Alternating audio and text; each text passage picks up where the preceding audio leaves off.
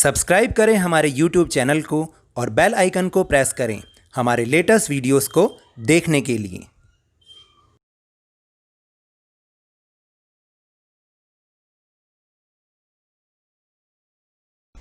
Hello and welcome to Lavneesh sir की class. आज की ये शिक्षा निदेशालय राष्ट्रीय राजधानी क्षेत्र दिल्ली की वर्कशीट नंबर 37 जो कि क्लास 10th के स्टूडेंट्स के लिए है, यह ली गई है सामाजिक विज्ञान के भूगोल विषय से, जिसकी पाठ्यपुस्तक का नाम है समकालीन भारत भाग 2। और इसमें जिस टॉपिक को हम समझने वाले हैं वह है राष्ट्रीय अर्थव्यवस्था की जीवन रेखाएं।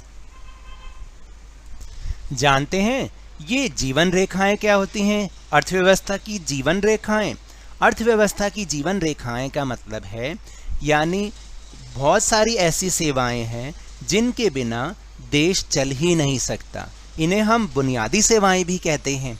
तो अगर ये ना हो तो शायद कोई देश ही नहीं होगा। और इनके होने से हमें इतना लाभ होता है, ना केवल व्यक्ति के जीवन में लाभ होता है बल्कि जो हमारे देश की अर्थव्यवस्था होती है उसे भी बहुत फ़ायदा पहुंचता है।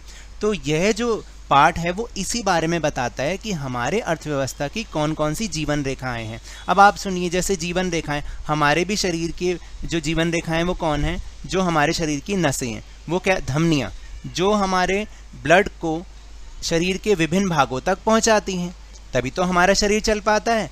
ऐसे ही ये जीवन रेखाएं, ये सेवाएं हमारे देश को चलाती हैं, हमारी अर्थव्यवस्था को चलाती हैं। उन्हीं में से आज हम एक की बात कर रहे हैं, सड़क परिवहन। सड़क परिवहन तो बहुत ही ज़्यादा महत्वपूर्ण है और हम सब ने ही उसको यूज़ किया है और हम करते भी हैं। क्या आप नहीं करते? करते हैं ना। आपके पापा भी यूज़ करते होंगे, मम्मी भी यूज़ करती होंगी और आपने भी खुद भी यूज़ किया होगा। तो चलिए समझते हैं मेरे साथ।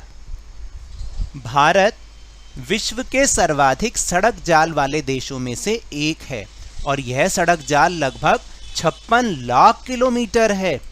तो समझे आप कि दुनिया में सबसे बड़े सड़क नेटवर्क, सड़क जाल वाले देशों में से भारत भी एक देश है जिसमें बहुत बड़ा सड़क नेटवर्क है और यह लगभग 56 लाख किलोमीटर है। रेल परिवहन की अपेक्षा सड़क परिवहन की बढ़ती महत्ता निम्न कारणों से है। देखिए, रेल परिवहन की जो इम्पोर्टेंस है वो अपनी जगह पर है, लेकिन सड़क परिवहन की इम्पोर्टेंस उससे कहीं ज़्यादा है। क्यों ज़्यादा है? ये हम निम्नलिखित कुछ कारण हैं उनको हम समझेंगे।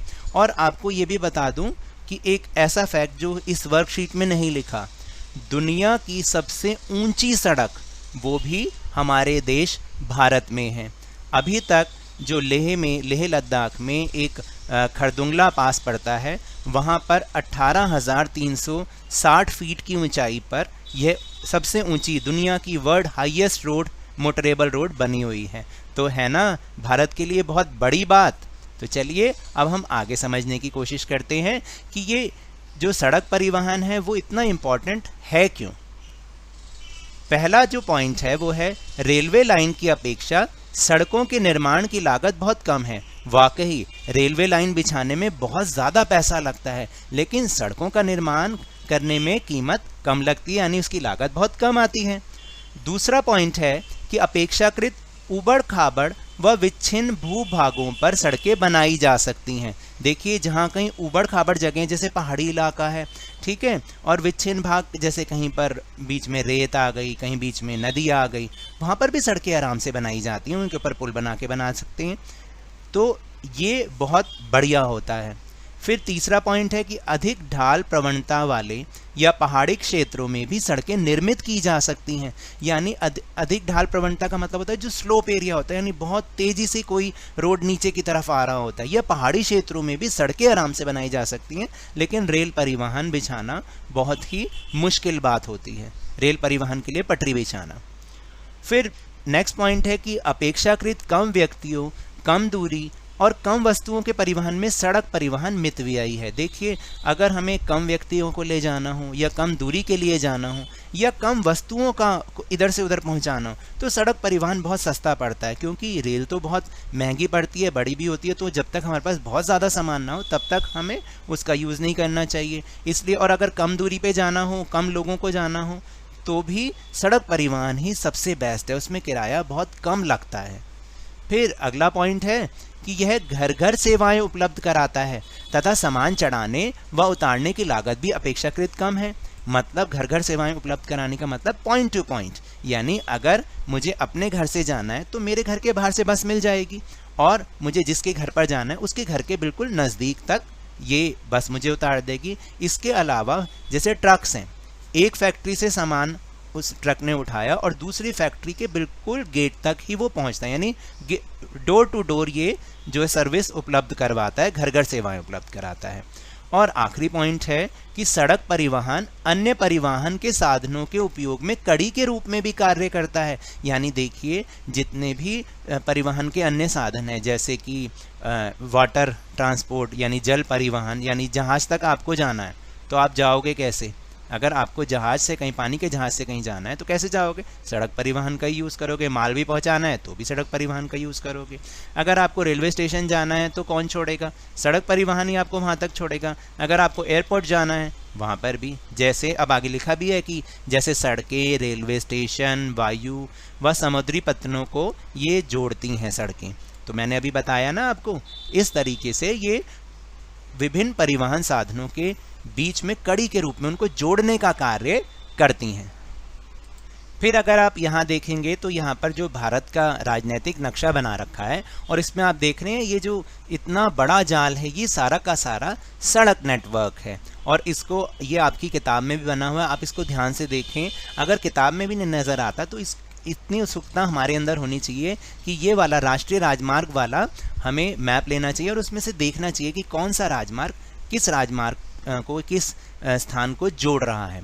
अब इसमें एक शब्द आगे और आएगा, राजमार्ग। ये राजमार्ग क्या होते हैं? जिसको हम नेशनल हाईवे भी कहते हैं। क्या कहते हैं? नेशनल हाईवे, या हिंदी में कहते हैं राष्ट्रीय राजमार्ग। ये क्या करते हैं कि एक राज्य को दूसरे राज्य से जोड़ते हैं। इन सड़कों को हम राष्ट्रीय राजमार्ग या नेशनल हाईवे कहते हैं। तो समझ आया? अब आप इस टॉपिक को अपने बुक में से भी ज़रूर पढ़ेंगे। फिर इसके बाद चलिए अब हम चलते हैं अपने प्रश्नोत्तर की ओर। तो पहला प्रश्न है कि सड़क परिवहन के किसी 3 विशेषताओं को बताइए। ऊपर तो हमने इतनी सारी पढ़ी हैं, आप उसमें से कुछ भी लिख सकते हैं। जैसे रेलवे लाइन की अपेक्षा सड़कों के निर्माण की लागत बहुत कम है, नंबर 1। फिर नंबर 2, अपेक्षाकृत कम दूरियों, कम व्यक्ति, कम दूरी और कम वस्तुओं के लिए तो क्या है कि ये जो सड़क परिवहन है वो सस्ता पड़ता है। फिर यह घर घर सेवाएं उपलब्ध कराता है तथा सामान चढ़ाने व उतारने की लागत भी इसमें कम ही होती है। तो समझ आया आपको इस प्रश्न का उत्तर? ये मैंने थोड़ी सी गलतियां ठीक कर दी हैं।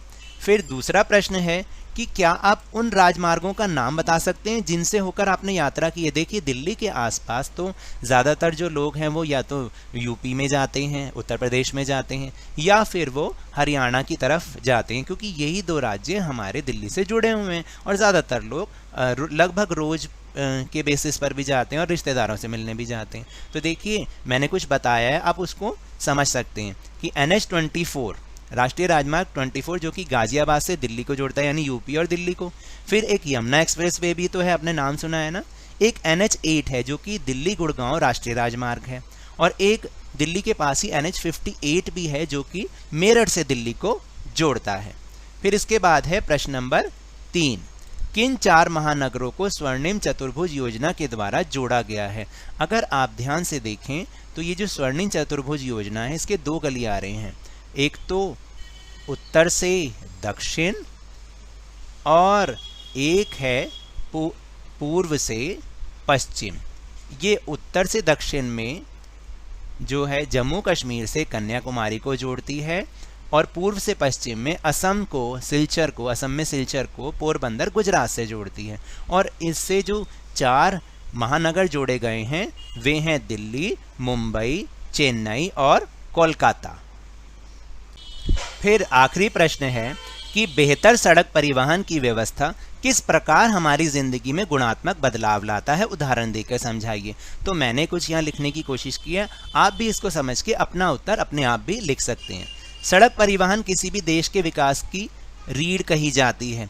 देखिए सड़क परिवहन को किसी भी देश की रीढ़, मतलब रीढ़ की हड्डी, यानी बहुत ही महत्वपूर्ण चीज़। ठीक है। यह जिंदगी की लोगों की जिंदगी की गुणवत्ता को कई प्रकार से प्रभावित करता है। सड़क परिवहन सभी प्रकार के धरातलों को आपस में जोड़ता है, जैसे कि पहाड़ी क्षेत्र, यानी चाहे जैसा भी धरातल हो, चाहे वो रेगिस्तान हो, चाहे पहाड़ी क्षेत्र हो, चाहे पठारी क्षेत्र हो, सड़क परिवहन उनको जोड़ता है। सड़क परिवहन सस्ता होता है क्योंकि ये कम दूरी में सामान को तेजी से पहुंचाता है और फिर क्या करता है, सस्ते में भी पहुंचाता है। ये घर घर सेवाएं उपलब्ध कराता है, बिल्कुल सही। सड़क परिवहन रेलवे और एयरपोर्ट के बीच एक कड़ी के रूप में भी कार्य करता है, मैंने समझाया था। उदाहरण के लिए देश की जीवन रेखा कहे जाने वाले कृषि उत्पादों को पूरे भारत के शहरों और गांवों में ट्रकों के द्वारा ही तो पहुंचाया जाता है, सड़क परिवहन के द्वारा। और फिर जैसे दिल्ली में बहुत सारे लोग नोएडा, गुड़गांव आदि स्थानों पर कार्य करते हैं, तो वहां पहुंचने के लिए भी वे रोज सड़क परिवहन जैसे बसों का प्रयोग करते हैं। तो ये तो थी आज की वर्कशीट। अगर मेरे इस तरह समझाने से आपको थोड़ा सा भी समझ में आया हो तो इस चैनल को ज़्यादा से ज़्यादा सब्सक्राइब कीजिए, लाइक कीजिए और बहुत ही ज़्यादा शेयर कीजिए और मेरे साथ इसी तरह वर्कशीट को समझते रहिए, लेकिन ध्यान और मन लगाकर और बहुत ही मेहनत से पढ़ते रहिए। धन्यवाद।